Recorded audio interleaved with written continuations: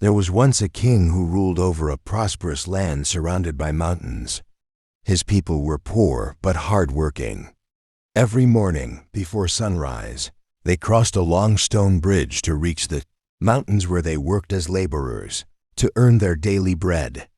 Wanting to help his people, the king ordered the construction of that bridge so their journey would become easier. The people were grateful and used it daily without complaint. One day, standing near the palace window, the king noticed something strange. Why, he wondered, does no one from my kingdom ever come to me with a complaint or a problem? Are my people truly happy, or have they simply learned to remain silent? He called his wise minister. "Tell me," the king asked, "why does my people never come to me with their troubles?" The minister bowed respectfully. "Your Majesty, if you allow me to speak freely, I believe there is a way to test this." "Speak," said the king. "Place a small tax on the bridge, just 1 coin. If your people are oppressed, they will come to you." The king hesitated. "That would be unfair to the poor," he said. "Perhaps," replied the minister, "but if they come to you, you may forgive them. This way we will know the truth." Reluctantly, the king agreed. Guards were placed at both ends of the bridge. Each worker was stopped. 1 coin, the guards demanded.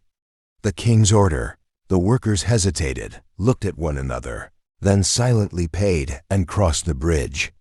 No one protested. Days passed.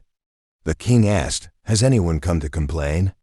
"No, Your Majesty," the minister replied. "They pay quietly and move on." Angered, the king said, "Then increase the tax to 5 coins. The guards grew harsher. 5 coins. No excuses. Some workers pleaded, explaining their poverty, but the guards showed no mercy. Still, no one went to the king.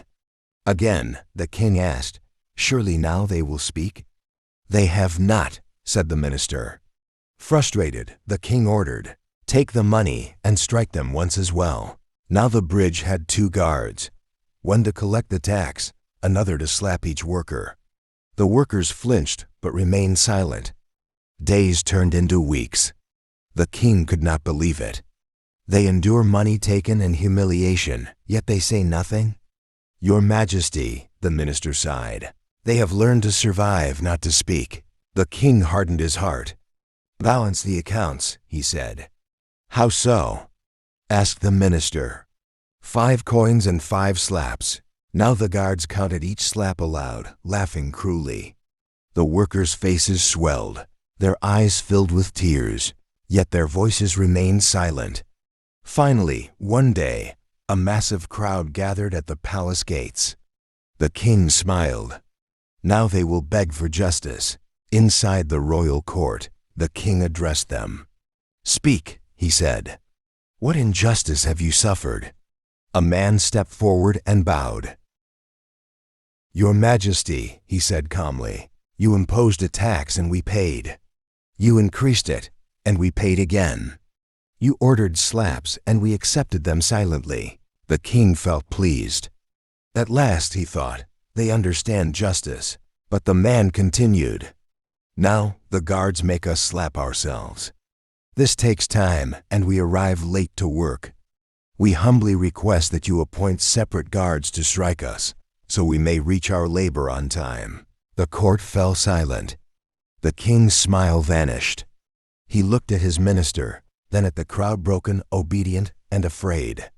"These people," the king said bitterly, "do not seek justice.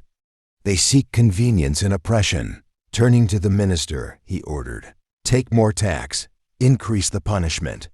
They will never change." Moral: a nation that does not raise its voice for justice eventually accepts oppression as normal.